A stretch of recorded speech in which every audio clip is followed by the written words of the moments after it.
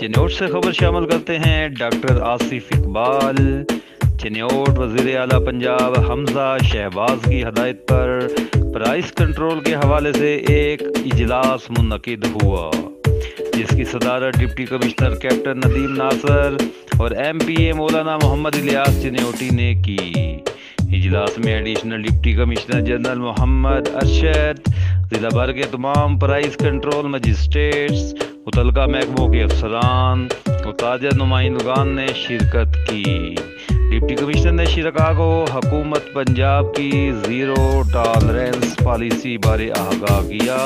Deputy commissioner captain retired Nadeem Nasir का कहना था कि इन अशियाए खुद व नोश की मुकर्रर नरखों पर हर सूरत फरोख्त यकीनी बनाई जा रही है। डिप्टी कमिश्नर ने कमेटी मेंबरान को सस्ते आटे की फरोख्त की तफसीलात और आइंदा शुरू होने वाला सस्ता घी के हवाले से पॉलिसी और प्राइस कंट्रोल मैकेनिज्म पर जामिया ब्रीफिंग दी। इस मौका पर ताजा नुमाइंदगान ने भी चंद तजावीज़ पेश की।